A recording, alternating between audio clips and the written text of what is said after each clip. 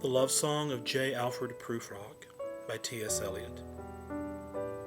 Se al crescere ci mi proposta fosse, a persona che mi tornasse al mondo, chi este fiamma stara senza più scosse, ma parolce chiama di questo fondo. Non torno vivo alcun siodo el viaro, senza tema de infame ti rispondo.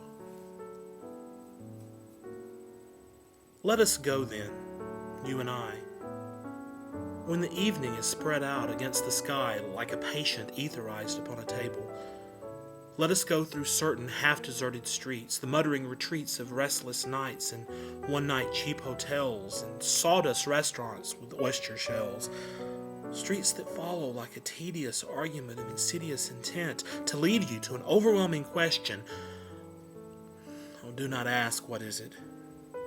Let us go and make our visit. In the room the women come and go, talking of Michelangelo. The yellow fog that rubs its back upon the window panes, the yellow smoke that rubs its muzzle on the window panes, licked its tongue into the corners of the evening, lingered upon the pools that stand in drains, let fall upon its back the soot that falls from chimneys, slipped by the terrace, made a sudden leap, and seeing that it was a soft October night, curled once about the house and fell asleep. And indeed there will be time for the yellow smoke that slides along the street, rubbing its back upon the window panes. There will be time. There will be time to prepare a face, to meet the faces that you meet. There will be time to murder and create, and time for all the works and days of hands that lift and drop a question on your plate.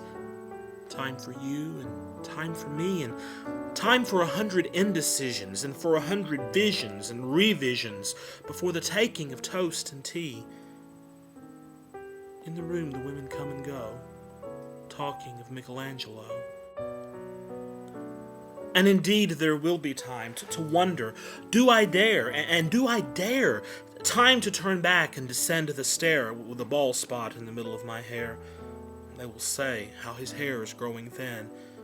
My morning coat, my collar mounting firmly to the chin, my necktie rich and modest, but asserted by a simple pin. They will say, but how his arms and legs are thin. Do I dare disturb the universe? In a minute there is time for decisions and revisions, which a minute will reverse.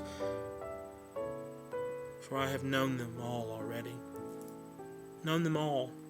Have known the evenings, mornings, afternoons. I have measured out my life with coffee spoons. I know the voices dying with a dying fall beneath the music from a farther room. So how should I presume? I have known the eyes already, known them all. The eyes that fix you in a formulated phrase, and when I'm formulated, sprawling on a pen, when I'm penned and wriggling on the wall, then how should I begin to spit out the butt ends of my days and ways? And how should I presume? I have known the arms already, known them all. Arms that are braceleted and white and bare, but in the lamplight down with light brown hair. Is it perfume from a dress that makes me so digress? Arms that lie along a table or wrap about a shawl. And should I then presume? And how should I begin? Shall I say, I have gone at dusk through narrow streets and watched the smoke that rises from the pipes of lonely men in shirt sleeves leaning out of windows? I should have been a pair of ragged claws scuttling across the floors of silent seas. In the afternoon, the evening, sleeps so peacefully, smoothed by long fingers, asleep, tired, or it malingers, stretched on the floor, here, beside you and me. Should I, after tea and cake and cakes and ices, have the strength to force the moment to its crisis, and though I have wept and fasted, wept and prayed, though I have seen my head grown slightly bald, brought in upon a platter, I am no prophet, And here's no great matter. I have seen the moment of my greatness flicker, and I have seen the eternal footman hold my coat and snicker. And in short, I was afraid.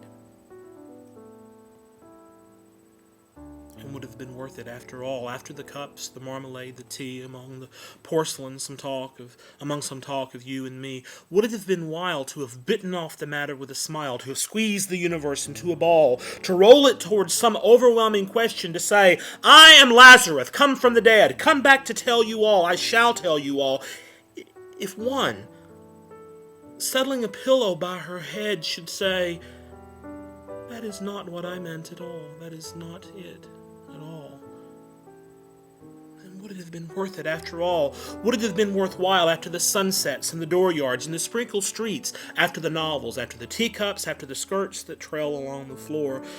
And this and so much more, it is impossible to say just what I mean, but as if a magic lantern threw the nerves in patterns on a screen, would it have been worthwhile if one, settling a pillow or throwing off a shawl and turning toward the window, should say, that is not it at all.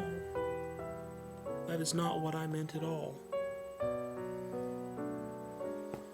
No, I am not Prince Hamlet, nor was meant to be. I am an attendant lord, one that will do to swell a progress, start a scene or two, advise the prince, no doubt an easy tool, differential, glad to be of use, politic, cautious and meticulous, full of high sentence but a bit obtuse, at times almost ridiculous, almost at times the fool. I grow old. I grow old. I shall wear the bottoms of my trousers rolled. Shall I part my hair behind? Do I dare to eat a peach? I shall wear white flannel trousers and walk along upon the beach. I have heard the mermaids singing, each to each. I do not think that they will sing to me. I've seen them riding seaward on the waves, combing the white hair of the waves blown back when the wind blows the water white and black. We have lingered in the chambers of the sea, by sea girls wreathed with seaweed red and brown, till human voices wake us.